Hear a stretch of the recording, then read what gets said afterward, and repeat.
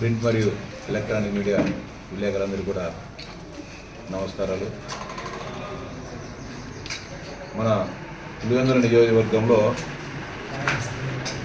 అనేక రకాలైన సమస్యలున్నా,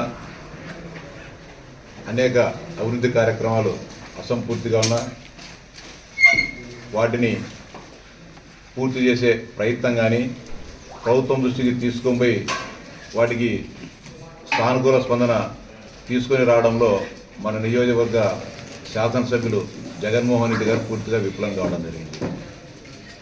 ఈ నియోజకవర్గ సమస్యలు పరిష్కరిస్తారని, మా కష్ట సుఖాల్లో తోడుగా ఉంటారని, మాకు అండగా ఉంటారని చెప్పి ఆయన దాదాపు 60,000 ఓట్ల పైచిలుకు మెజారిటీతో పులివెందుల నియోజకవర్గ ప్రజలు గెలిపిస్తే ఈరోజు ఆయన నేను శాసనసభకు రాను, పులివెందుల ప్రజలు నాకు ఓట్లు వేయలేదని భావిస్తూ ఆయన భీష్మించుకొని కూర్చోవడం జరిగింది. ఇది ఒక ప్రజాప్రతినిధిగా కరెక్ట్ పద్ధతి కాదని చెప్పి జగన్మోహన్ రెడ్డి గారికి విజ్ఞప్తి చేస్తున్నా.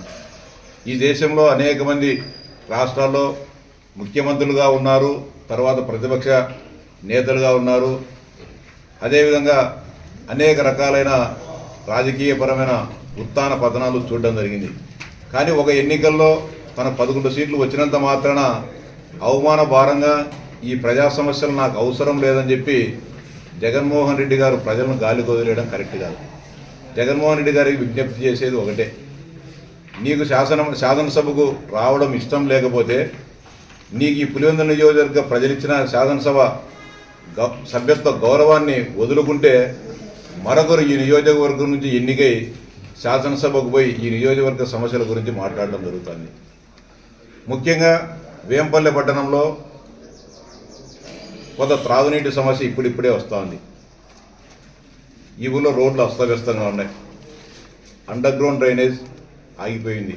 వీటన్నింటినీ శాసనసభలో ప్రస్తావించి ముఖ్యమంత్రి గారి దృష్టికి తీసుకొని పోతే ముఖ్యమంత్రి గారి సానుకూలంగా స్పందించి జగన్మోహన్ రెడ్డి గారి మాటలను గౌరవించి ఒక మాజీ ముఖ్యమంత్రిగా నియోజకవర్గ శాసనసభ్యునిగా ఆయన అర్థిస్తున్నాడు కాబట్టి వాటి మంజూరుకు ఆయన ఆమోదం తెలిపే అవకాశం ఉంది.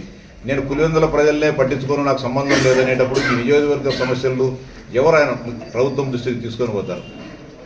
ఇది బాధ్యత రాహిత్యం కదా జగన్మోహన్ రెడ్డి అని అడుగుతా ఉన్నా. అంతేకాకుండా వేంపల్లిలో ఈసారి సరిగా పాబాగ్ని నది కూడా పారనందున వేంపల్లి పట్టణంలో కానీ చుట్టుపక్కల గ్రామాల్లో కానీ త్రాగునీటి సమస్య వస్తూ ఉంది. అంతేకాకుండా ఇక్కడ పనిచేసిన ఈవోలు ఏమాత్రం కూడా బాధ్యత వహించుకోకుండా బాధ్యత రహితంగా పనిచేయడం వల్ల ప్రస్తుతం సస్పెండ్ అయిన సుబ్బారెడ్డి గారు కానీ అంతకుముందు ఈయనకంటే ముందున్న రవిశంకర్ రెడ్డి గారు కానీ బాధ్యత రహితంగా పనిచేసి కోట్లాది రూపాయలు దుర్వినియోగం చేసి వేంపల్లె ప్రజానీకానికి తీవ్రాతి తీవ్ర అన్యాయం చేయడం జరిగింది.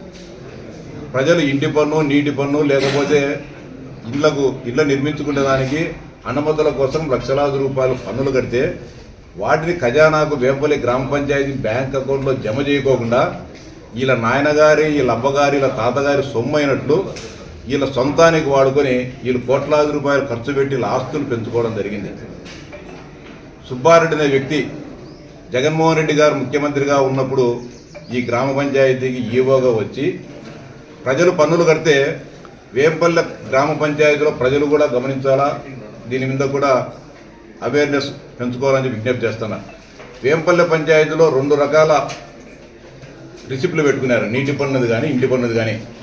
ఒక ఇంటికి ఈ బంగ్లాకు 2,000 రూపాయలు ఇంటి పన్ను కట్టాల్సి ఉంటే వీళ్ళ దగ్గరుంటే ఒక నకిలీ రిసిప్ట్తో బిల్ కలెక్టర్లకు ఇచ్చేసి 2,000 రూపాయలు రాబట్టు